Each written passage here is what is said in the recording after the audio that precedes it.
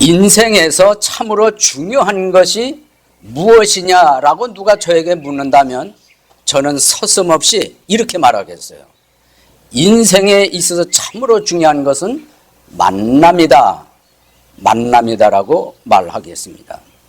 이 인생은 따지고 보면 만남으로 시작을 하고 만남으로 끝이 나는 것이 인생이라고 우리 모두는 생각합니다.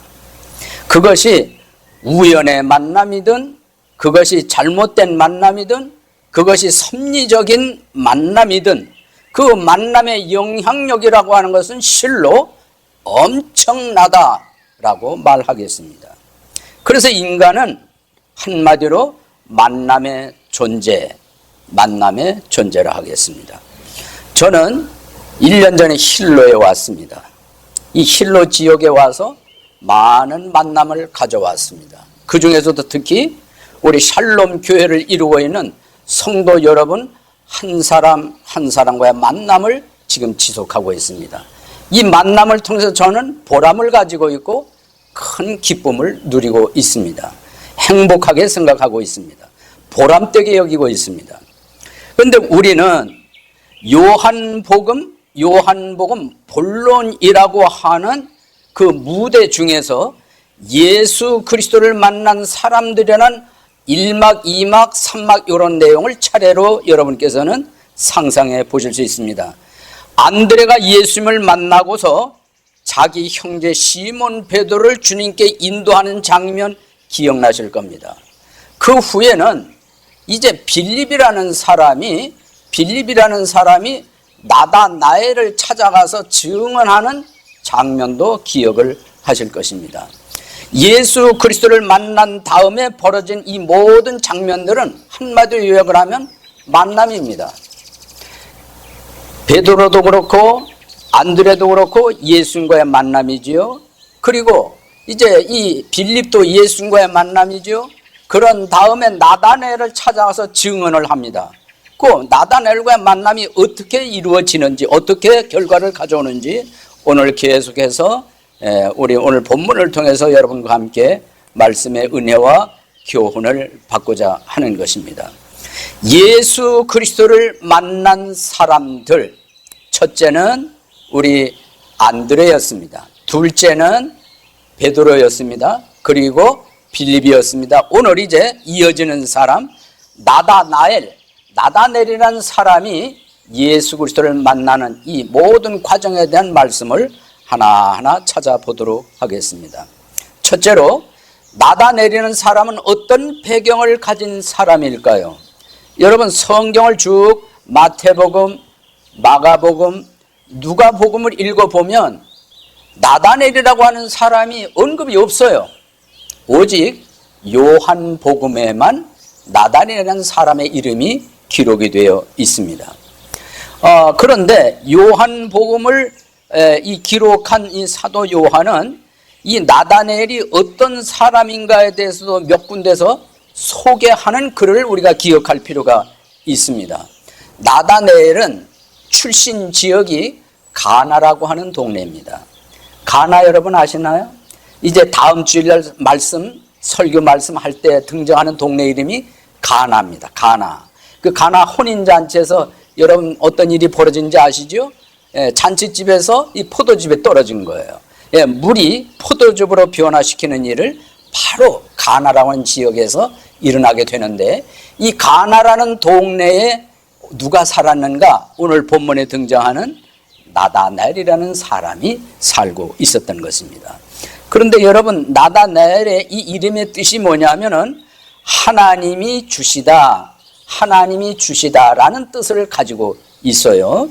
그리고 이 나다나엘은 빌립이라는 사람에게 전도를 받아서 예수님의 제자가 된 사람이다 하는 것을 요한복음 기록을 통해서 알 수 있습니다. 우리 다 함께 요한복음 21장 2절 말씀을 찾아보도록 합니다. 요한복음 21장 2절 말씀을 보면 이렇게 기록이 되어 있어요. 요한복음 21장 2절 시몬 베드로와 디두모라 하는 도마와 갈릴리 가나 출신의 누구라고 나옵니까? 나다나엘과 세베대의 아들들과 그분의 제자들 중에 다른 두 사람이 함께 있더라.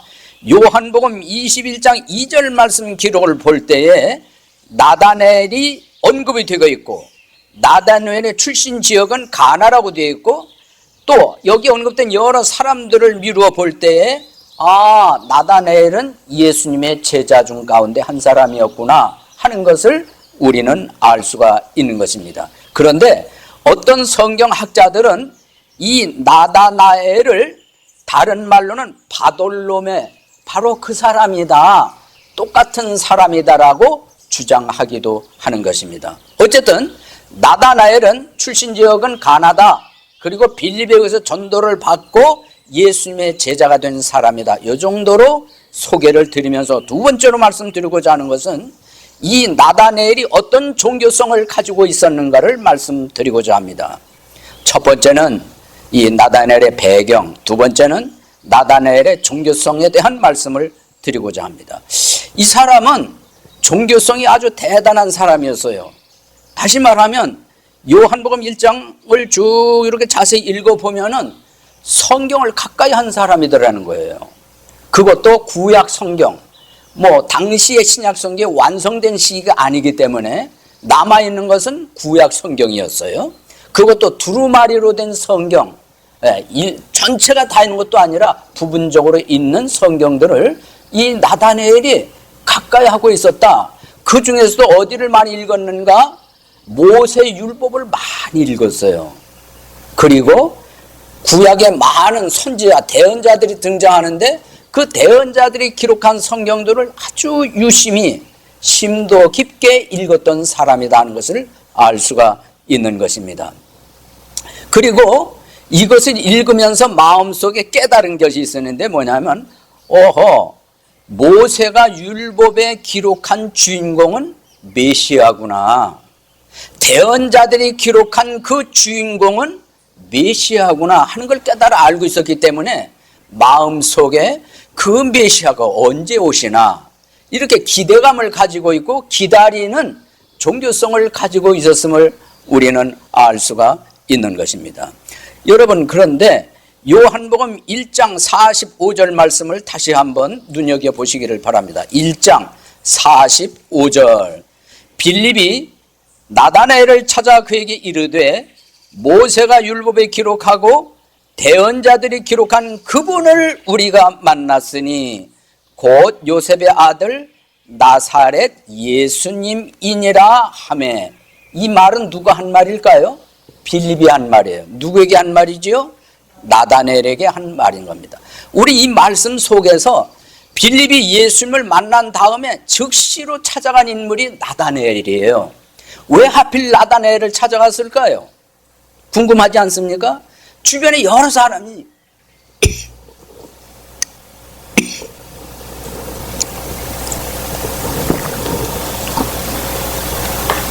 주변에 여러 사람들이 살고 있었는데 그 많고 많은 사람들은 다 제쳐두고 왜 유독 하필이면 나다나엘을 찾아갔을까요?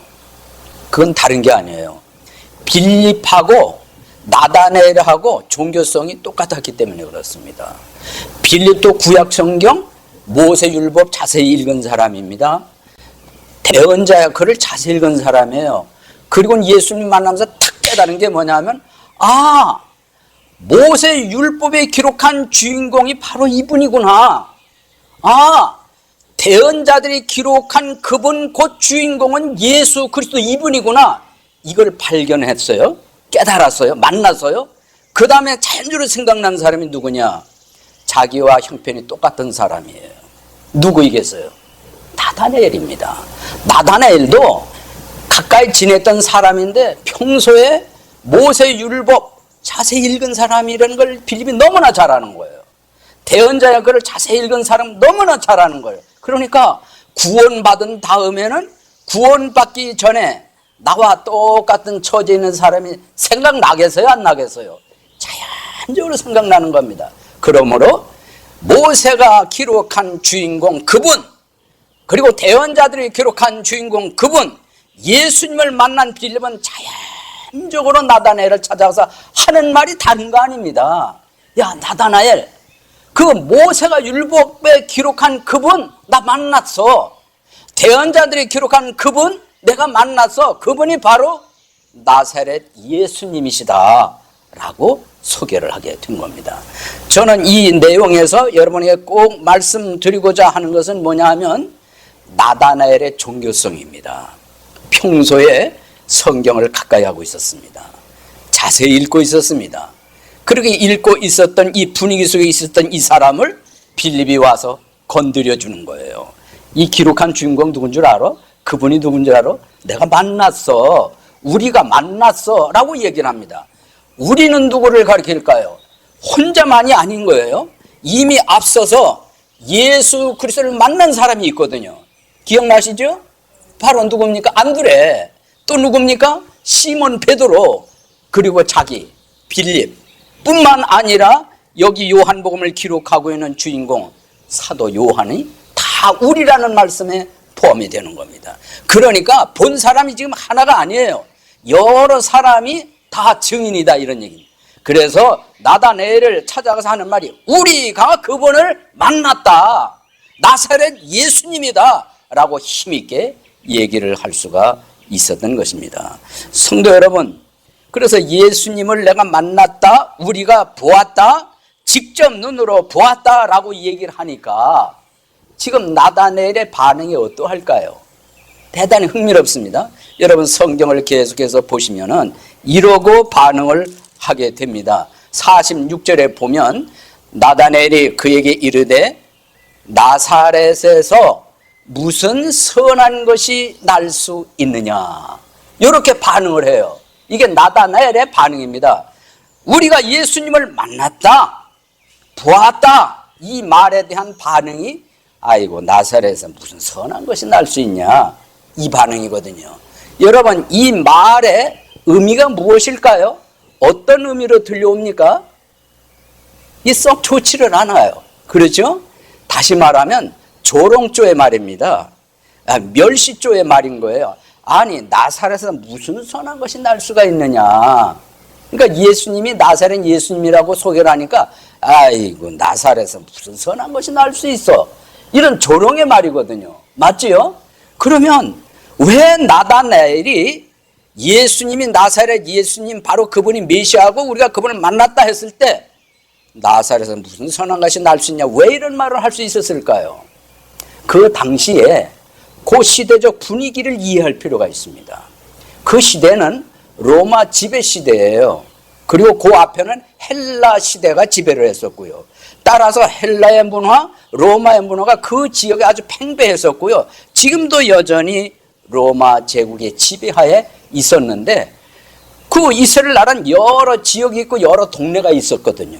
그런데 특히 갈릴리라고 하는 이 넓은 지역 그 중에서 뭐 이를테면은 뭐 베다니도 있고 벳세다도 있고 뭐 가버나움도 있고 여러 동네들이 있습니다. 어쨌든 이런 크고 작은 모든 동네를 포함한 넓은 의미에서 갈릴리라고 이렇게 보는데 이 갈릴리 지역이 그렇게 잘 살지를 못했습니다. 그리고 가난한 사람들이 살았고 그러다 보니 배움, 지식도 아주 적은 사람들이 살고 있었어요. 따라서 이 유대 나라 가운데 수도라고 하는 예루살렘은 많은 배운 사람들, 귀족들, 그야말로 아주 신분이 높은 사람이 많이 살고 있었지요.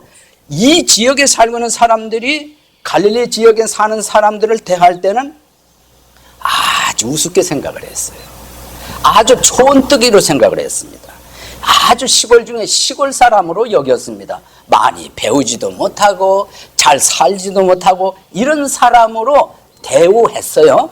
그러다 보니까 아주 모든 전 지역에서 우리 갈릴리에서 왔다 그러면 아이고 저 촌사람이구나 이런 인식이 팽배해 있었던 겁니다. 그러니까 뭐 지식적인 면이나 경제적인 면이나 여러 측면에서 아주 다른 지역 사람들로부터 괄시를 받고 멸시 천대를 받는 그런 지역의 흐름이 그런 문화가 형성이 되어 있었습니다. 그러다 보니까 여러분 유명한 사건입니다만 어느 날 예수님이 예루살렘 성전에 가셔서 대제사장들 서기관들과 율법 가지고 이야기를 하세요. 근데 율법 가지고 이야기를 하는데 대제사장들과 서기관들이 깜짝 놀랍니다. 아니, 저 많이 배우지도 못하고 글도 안 배우는데 어떻게 저렇게 놀라운 이야기를 하냐? 사람들이 굉장히 충격을 받습니다. 이 정도로 그 예루살렘에 있는 사람들의 이 의식 구조 속에는 나사렛 지역, 더 넓은 갈릴리 지역에 있는 사람들은 배우지도 못했고 살지도 못하는 이런 의식이 팽배하는 그런 시대였어요. 그런 시대에 있다 보니까 나다나엘 의식 속에는 뭐가 있겠습니까? 나사렛 그러면은 아주 그 천민이고 잘 배우지도 못하고 이런 의식이 팽배하는 가운데 지금 빌립이 와서 하는 소리가 모세의 글에 기록한 그분 내가 만났다, 메시아를 만났다, 그분이 바로 요즘 우리가 들은 소문 나사렛 예수님이시다. 이 말을 듣자마자 그의 의식 속에 있던 반응이 탁 튀어나온 거예요. 아이고, 나사렛에서 무슨 선한 것이 나와? 이런 얘기가 나올 수밖에 없었던 것입니다. 여러분 이해가 되시지요? 그래서 나다나엘은 그 시대적 배경으로 볼 때에 나사렛 동네 그러면 특히 거기서 메시아가 나오리라는 건 꿈도 못 꾸는 거예요.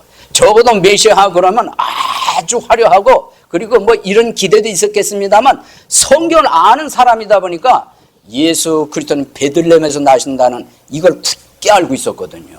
그런데 뭐 나사렛이라고 하니까 쉽게 인정이 안 되는 거. 어디 그런 동네에서 메시아가 나냐. 그래서 비아냥거리는 쪽으로 나사렛에서 무슨 선한 것이 나와? 라는 반응을 보였던 것입니다. 그러자 여러분 이 말을 들은 빌립의 입장은 어떤 입장이 되었을까요? 굉장히 자존심이 상하는 말을 듣는 거예요. 아니 나는 분명히 보았고 예수님을 두 눈으로 목격을 했고 만남을 가졌고 확신을 가지고 얘기를 하는데 나사렛에서 무슨 선한 것이 나올 수 있어? 라는 말을 들으니까 굉장히 자존심도 상하고 더 이상 말을 하기 싫은 이런 단계도 있을 수가 있는 겁니다. 그런데 빌립을 가만히 보니까 그러질 않는 거예요. 가만히 들어보니 네 말이 맞네. 나사렛에서 무슨 선한 것이 나오겠어? 이러면서 같이 동조하는 입장이 아닌 거예요. 여러분 성경 자세히 보시면 이렇게 기록이 되어 있습니다. 46절 끝부분을 보십시오.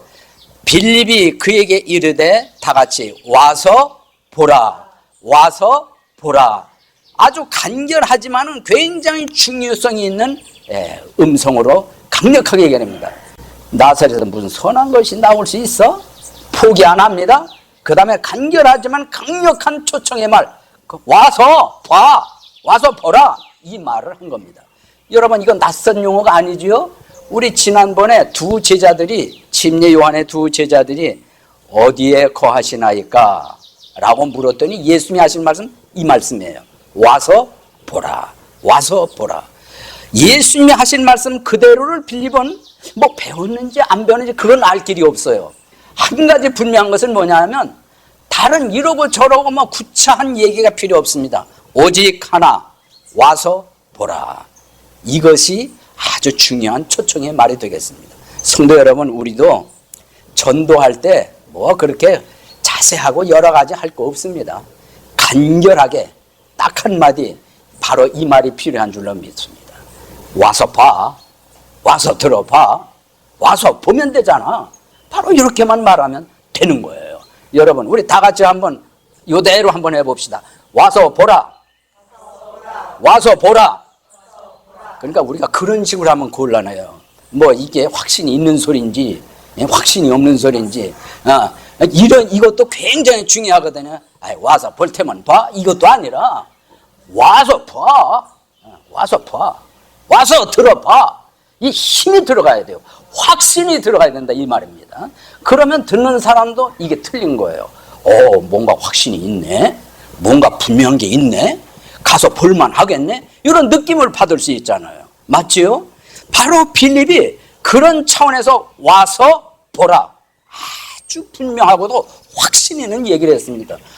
그랬더니 이게 이 나다나엘의 태도를 바꿔놓는 거예요. 조금 전에 앉아가지고 비아냥거리는 말을 하고 있었거든요. 아이고 나사렛에서 무슨 선한 것이 나와?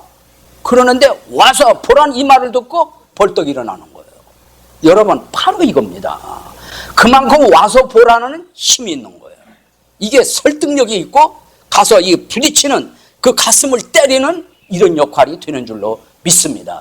그러므로 신앙이라는 것은 확신입니다. 확신. 예? 신앙은 확신이에요. 이 확신이 없으면 계속 흔들거리는 거거든요.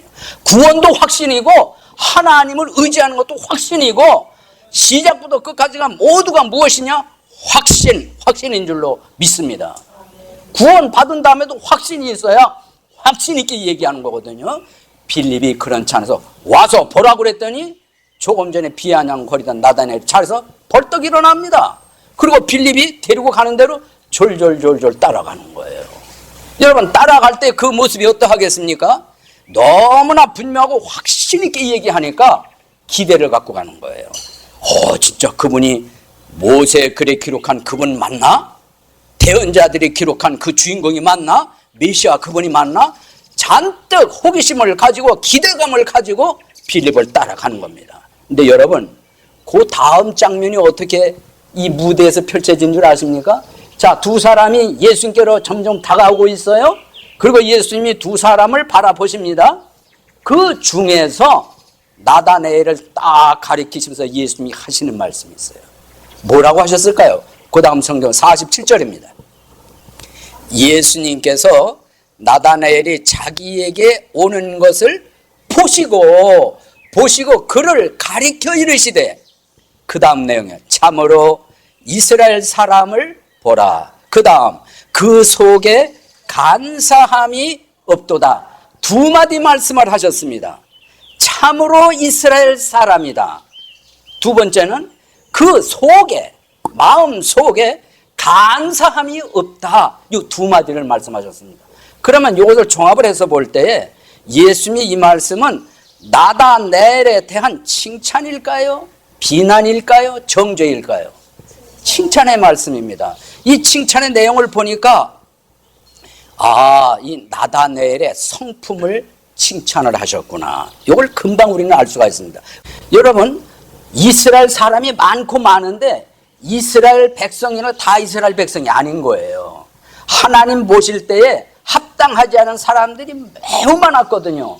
그런데 예수님은 딱 걸어오시는 나다나엘을 보고서는 진짜 이스라엘 사람이다라고 인정하고 평가 내릴 만큼 그런 사람이었거든요. 두 번째, 겉만 보시는 것이 아니라 그 속이 어떠한지를 훤히 들여다보시고 평가 내리시는 말씀, 속에는 간사함이 없다라고 평가를 내리셨던 겁니다.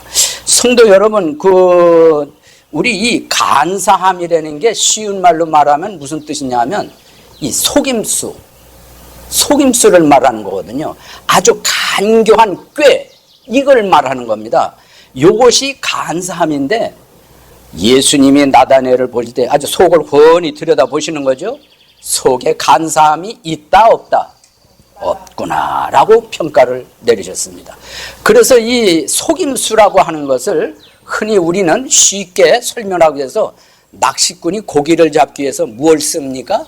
미끼를 쓰죠. 바로 이 간사라는 것이 미끼와 같다고 설명을 하는 거예요. 지난 주일날 야외에 갔잖아요. 저는 음식을 먹을 때 바다를 바라보고 먹었어요.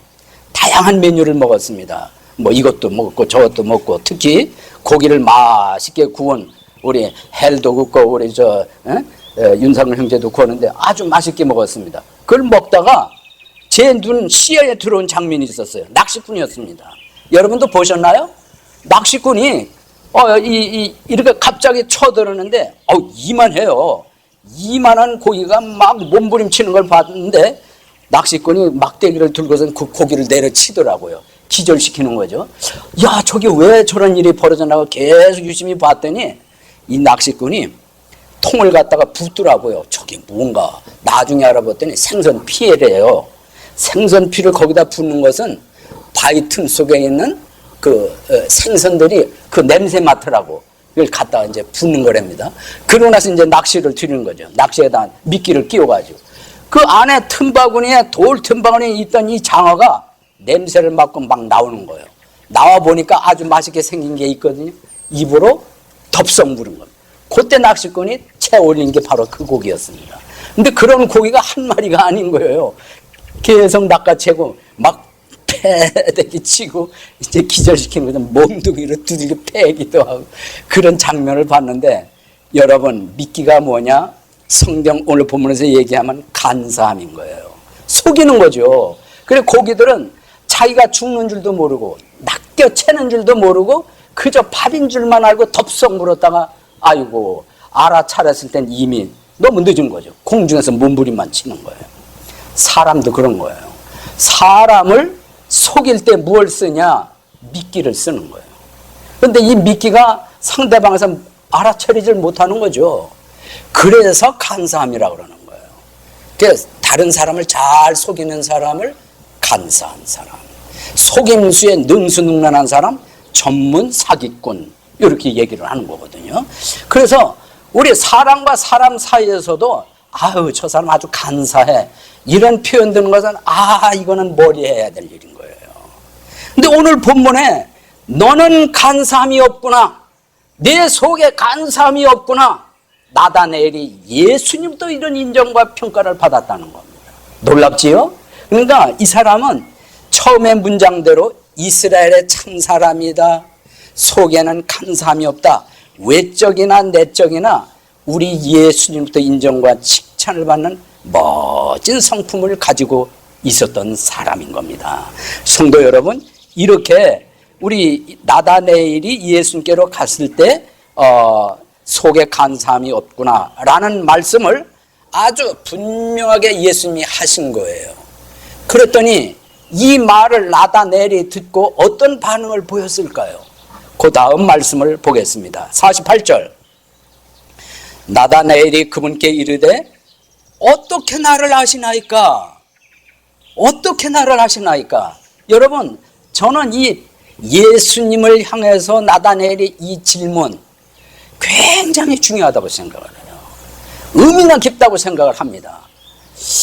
내가 보니 딱 가리키시면서 하신 거예요. 참 이스라엘 사람이다, 속에는 간사함이 없도다. 이 말을 듣자마자 아니 어떻게 나를 아십니까? 이런 반응이 나온 거거든요. 여러분도 그러시겠죠? 나를 속을 훤히 꿰뚫어 보시고 있다 없다를 내린다면 얼마나 놀라겠어요. 이 사람은, 나다나엘은 예수님의 그런 말씀에 이런 상상이 저는 들어요. 내 속에 간사함이 없구나. 이 말은 엄청 무게감 있게 그의 마음을 탁 강탈을 한 것 같아요. 그리고 그 말씀이 아주 위험 있게 오면서 사로잡았던 것 같습니다. 야, 나를 훤히 아시다니, 내 속 중심까지 훤히 꿰뚫고 계시다니, 순간 이런 생각이 들면서 뭔가 저항할 수 없는, 아니 아까 그 무화과 나무 아래에서 했던 말, 나사렛에서 무슨 선한 것이 나겠냐, 이제는 그거 뭐 감히 이건 상상도 안 되는 거예요. 이건 완전히 사라지는 거예요. 그러면서 할 수 있는 말은 아니 어떻게 나를 아십니까? 이런 말이 나왔던 거예요. 성도 여러분, 우리는 예수님께로 가면 내가 드러나는 거예요.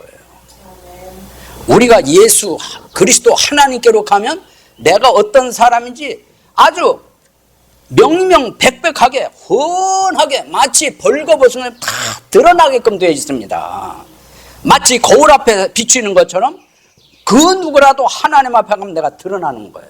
여러분 그건 믿으시나요? 내가 어떻게 살아는지 드러나는 거예요. 내가 지금 어떤 사람인지 훤히 드러나는 겁니다. 그 중에서 우리가 가장 강력하게 느끼는 게 뭐냐면, 내가 왜 이렇게 죄인으로 살아왔지? 내가 이렇게 죄 속에 빠져 살았지? 이게 훤히 드러나는 거예요. 그래서 나는 이렇게 형편없이 살아왔구나, 허랑방탕하게 살아왔구나, 하나님 없이 내 마음대로 살아왔구나, 이 모습이 훤히 드러나게 되는 겁니다. 예수님 나를 어떻게 하십니까? 여러분 그 다음에 예수님이 하신 말씀이 뭘까요? 예수께서 그에게 대답하여 이르시되 빌립이 너를 부르기 전에 네가 무화과 나무 밑에 있을 때에 내가 너를, 그 다음에 뭐예요? 보았노라, 내가 너를 보았노라, 이런 말씀을 예수님이 하십니다. 점점 기가 막힙니다. 지금 예수님께 가까이 왔을 때 훤히 아시는 것도 놀라운데 예수님 말씀이 빌립이 너를 부르기 전에 내가 무화과 나무 아래 있는 건 내가 봤다, 이 말씀이거든요. 그러니 얼마나 놀랐겠습니까? 얼마나 충격적입니까? 우린 여기서 잠시 여러분, 예수님이 나다나엘의 마음을 훤히 아시고 무화과 나무 아래 앉아 있는 것도 이미 빌립이 가기 전부터 알고 계셨던 것, 우리는 어떻게 설명할 수 있을까요? 이겁니다. 사도 요한이 요한복음 1장에서 계속해서 반복적으로 강조하려고 하는 하나의 흐름이 있어요. 그것은 뭐냐? 예수 그리스도가 어떤 분이냐? 그분은 말씀이셨다. 하나님과 함께 계셨다. 그분이 바로 말씀 예수님이다. 그분이 창조하신 분이다. 그분 안에 생명이 있었다. 그분이 빛이시다. 빛으로 사람들에게 왔고 비쳤는데 사람들이 알지도 못하고 깨닫지도 못하고 영접하지도 아니했다. 말씀이 육신이 되어 우리 가운데 오셨다. 그분이 바로 예수 그리스도다. 이 사실을 증언하러 온 사람이 있으니 침례 요한 바로 그 사람이다. 그런데 여러분, 침례 요한이 지금 증언을 여러 각도에서 하고 그 증언을 믿고 예수님을 만나지 않았습니까? 일관되게 흐르는 하나의 강조점, 그것은 예수님 하나의 나사렛 동네 시골뜨기 한 사람이 아니라 그분의 본체는 하나님이시다. 그분은 그리스도이시다. 하나님의 아들이시다. 그걸 가르치려고 요한복음을 사도 요한이 일관되게 강조한 것으로 우리 알고 계시잖아요. 오늘 본문에서 나를 어떻게 하십니까? 대답은 간단해요. 예수님은 마음만 훤히 아시는 것이 아니라 여기 가까이 오기 전 무화과 나무 아래에 있었던 것을 미리 아셨던 그것은 그분이 바로 예수 그리스도, 그분은 하나님이시기 때문인 줄로 믿습니다. 예수 그리스도는 신성의 성품을 가지고 계신 거예요. 우리는 모릅니다. 제한이 있고 공간이 멀리 떨어져 있으면 어떻게 합니까? 그렇지만 예수 그리스도는 시간과 공간을 초월하시는 하나님의 성품을 가지고 계시기 때문에 빌립이 부르기 전부터 무화과 나무 아래에 있는 것을 예수님은 훤히 보고 계셨던 겁니다. 내가 너를 부르기 전에, 바로 빌립이 너를 부르기 전부터 너를 보았다, 이런 말씀을 예수님이 하셨어요. 자, 예수님이 이런 말씀을 하시니 빌립이 어떤 반응을 보이게 될까요? 신앙 고백을 하는 거예요. 구원의 고백을 하는 거예요. 다 같이 말씀을 보겠습니다. 49절, 나다나엘이 그분께 응답하여 이르되 랍비여, 선생님은 하나님의 아들이시요 선생님은 이스라엘의 왕이로소이다 라고 고백을 했습니다. 할렐루야. 아멘. 이건 억지 고백이 아닙니다. 누가 막 쥐어짜가지고 억지를 시켜가지고 아이고 선생님은 그리스도입니다, 왕이십니다, 이런 고백이 아니라 자연적으로 나오는 고백이에요. 우리 마음속으로부터 우러나오는 시인인 겁니다. 이 고백, 비슷한 고백을 한 사람이 있죠. 바로 시몬 베드로 아닙니까? 우리가 암송하는 마태복음 16장 16절이에요. 시몬 베드로가 이르되 주는 그리스도시요 살아계신 하나님의 아들이십니다. 그랬더니 우리 예수님이 얼마나 칭찬했는지 모릅니다. 이거 너에게 알게 하니는 이건 사람이 알게 한 게 아니다. 하늘에 계신 아버지가 알게 하신 거다. 맞습니다. 여러분, 예수 그리스도가 하나의 사람으로 생각하는 한은 그분이 하나님이랑 고백 못합니다. 그런데 구원에 이른 신앙 고백은 뭐냐? 예수님을 어떻게 보느냐? 무엇으로 보느냐? 그분의 본체는 하나님, 그분은 하나님의 아드님으로 보는 거예요. 그렇게 믿어지는 겁니다. 그래서 입으로 신하기를 주는 그리스도시요 살아계신 하나님의 아들이십니다 라고 순수한 고백을 하게 되는 거죠. 그래서 이 나다나엘은 예수 그리스도에 대해서 응답하기를 하나님의 아들이시요 이스라엘 왕이시소이다라고 고백을 하게 된 겁니다. 성도 여러분, 우리도 그 누구라도 예수 그리스도 앞에 나왔을 때 우리가 고백할 말 뭐가 있겠어요? 다른 거 없습니다. 예수님은 바로 하나님의 아들이십니다. 그리스도이십니다. 구세주이십니다. 메시아 그분이십니다. 이 고백이거든요. 근데 이것이 그저 단순히 뭐 지식적으로 얘기가 아니라 의지적 결단이 있어서 내 속 중심으로부터 자연스럽게 나오는 시인이 돼야 되는 거예요. 그래서 성경 말씀 로마서 10장에 보면 그런 말씀이 나오잖아요. 로마서 10장 9절에 10절 사람이 마음으로 믿어 의에 이르고 입으로 시인하여 구원에 이르느니라. 예수 그리스도가 십자가 달려 돌아가시고 그분이 장사 지는 바 되었다가 다시 살리신 것을 내 마음에 믿으면 구원을 얻으리니 사람이 마음으로 믿어 의에 이르고 입으로 시인하여 구원에 이른다고 그랬습니다. 이거 외에 다른 길이 없습니다. 이게 구원의 길입니다. 거듭남의 길입니다. 복잡하지 않습니다. 단순합니다. 어렵지 않습니다. 쉽습니다. 하나님은 그 누구라도 구원 얻도록 하기 위해서 복잡한 구원 방법 주신 것이 아니라 쉬운 방법 주신 줄로 믿습니다. 누구라도 구원받을 수 있도록 아주 간단한 방법을 주셨습니다. 문제는 예수님을 어떻게 보느냐입니다. 문제는 예수 그리스도가 누구냐? 이 바라보는 시선에 있는 것입니다. 성도 여러분, 이제 나다나엘이 이렇게 신앙 고백을 하니까 예수님께서 또 하신 말씀이 있습니다. 50절.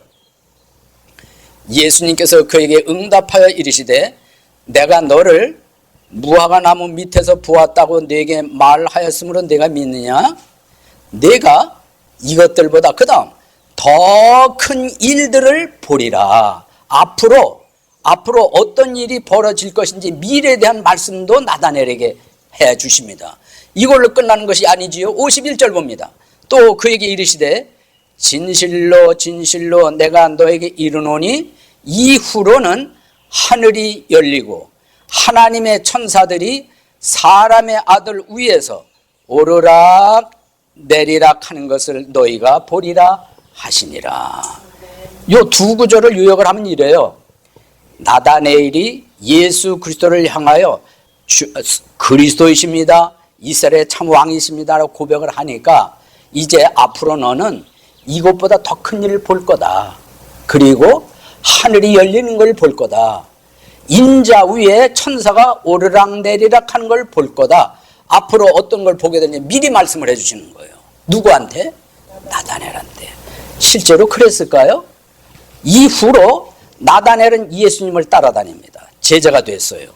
그래서 예수님 일생 동안 계속 따라다니면서 그가 본 것이 뭐냐? 천사를 보는 거예요. 예수님께 와서 도와주신 천사를 보는 것이고 하늘 열리는 것을 보고 그 외에도 예수님이 행하시는 어마어마한 기적들, 이적들을 직접 눈으로 목격을 하는 겁니다. 나다나엘이 이런 삶을 보내는데 참 이상한 것은 사도행전 이후로 그 어느 곳에서도 이랬다 할 만한 기록이 없다는 거예요. 그러면 이 구원받고 예수님의 제자였던 나다나엘은 어떤 생애를 마감을 했을까? 여러분 궁금하지 않으십니까? 성경에는 기록이 없지만은 아주 성경 역사에 대해서 자세한 내막을 알고 있는 사람들은 이분에 대해서 이렇게 평가를 내리고 있는 겁니다. 전에 내려온 말에 의하면 나다나엘은 이제 지역 이름이 나와요.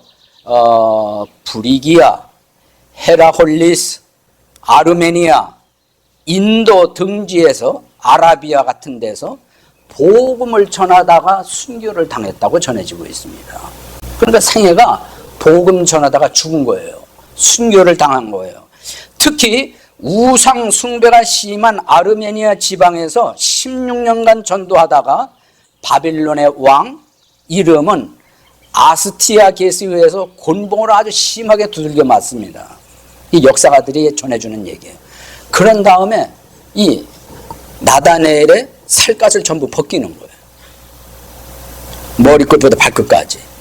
그런 다음에 십자가에서 이제 죽임을 당하고 시체를 자루에 넣어서 묶어요.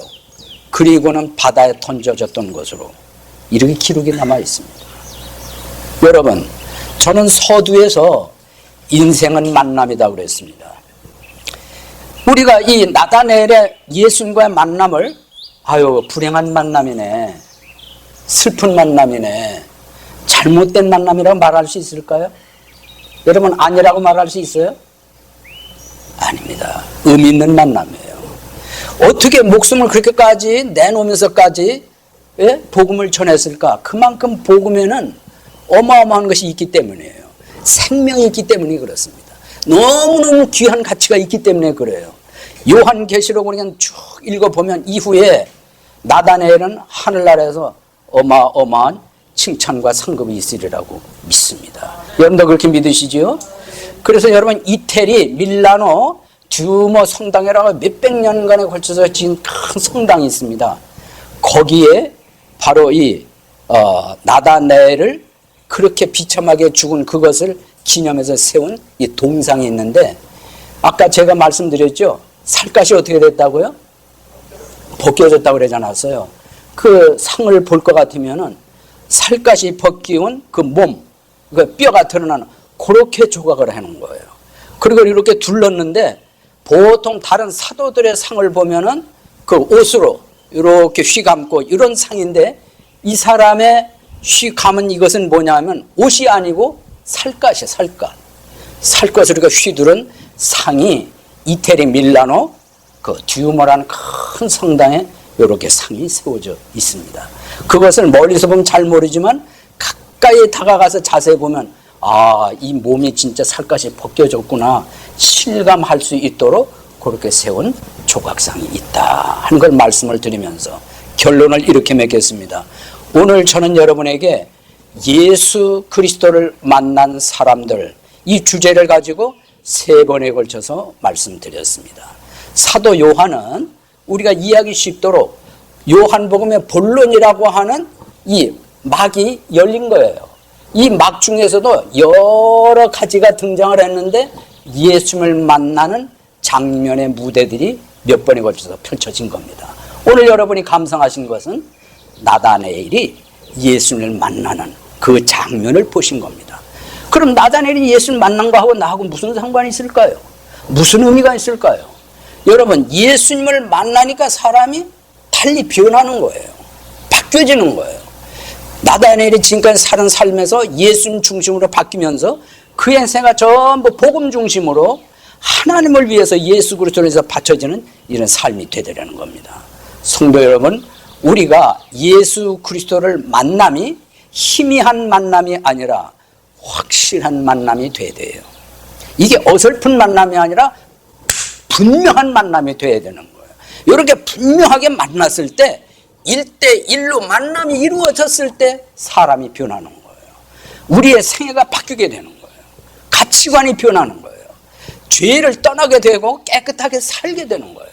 성도 여러분, 그렇게 예수님과의 만남을 가진 사람이 이 자리에 계신 줄로 압니다. 여러분, 예수님과의 만남을 부끄럽게 생각하지 마십시오. 우습게 가볍게 생각하지 마십시오. 너무 잘 만나신 겁니다. 너무 귀한 만남을 가지신 겁니다. 여러분 생애를 주는 게 다 드려도 아깝지 않을 정도의 만남인 거예요. 그러므로 이후의 삶을 여러분 또 다른 사람이 나로 인하여 예수님과 그리스도 만남이 이루어질 수 있도록 만남을 많이 추선하시기 바랍니다. 중매를 서시기 바랍니다. 소개 역할을 잘 하시기 바랍니다. 다른 거 없어요. 와서 보라, 와서 들어봐라, 이것만 하시면 됩니다. 그래서 이러한 삶이 우리 샬롬 소식에도 말씀드렸습니다마는 6월 26일 토요일 오후 6시 제가 부임 1주년 기념으로 토요 복음 전도 집회가 열립니다. 이거 우습게 생각하시면 안 돼요. 가볍게 생각하시면 안 돼요. 기도들 많이 하셔야 됩니다. 와서 보라는 말을 할 수 있도록 여러분 기도 많이 하시고 실제로 대상자를 찾아가서 얘기를 하셔서 그때 여기에 새롭게 오는 사람이 꽉 찰 수 있도록 여러분 모두 소개하는 사람이 되기를 주님의 이름으로 축복합니다. 모두 일어나셔서 찬송 부르겠습니다.